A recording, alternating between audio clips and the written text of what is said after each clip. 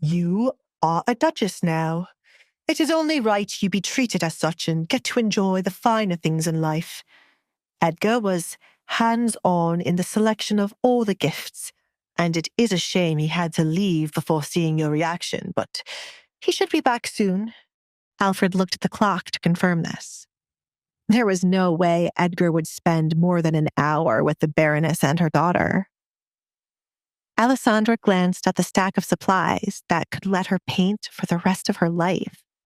It wasn't like she painted every second of the day to need this many art supplies. She specifically told Edgar she was not as good as the people who created the paintings he already had. Yet, he went out and bought all of this for her to still do it. Instead of being completely happy about the gifts, she felt a slight pain in her chest just looking at them. And in the end, it made her angry with herself. She no longer wanted to think about her father.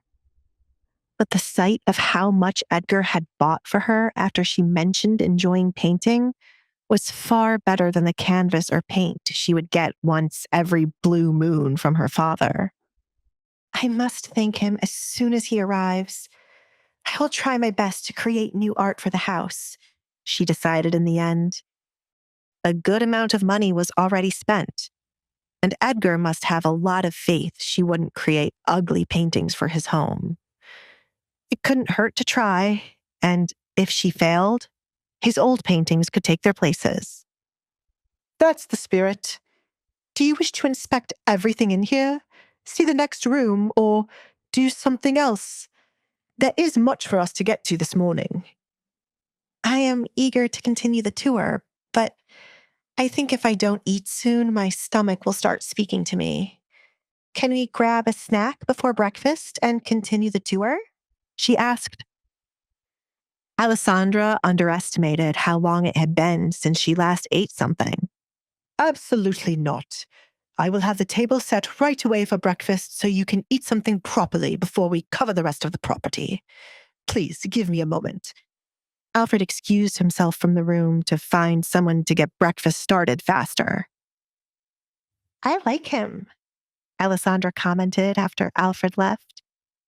She viewed him as a father figure for Edgar, and perhaps he would be the same for her in the future. I still need to think of a good gift for Edgar. Maybe a portrait of himself? No, he might have a lot of those already, I think. You are not allowed to be in here. Looking at the door, Alessandra found Jennifer standing there with her arms folded.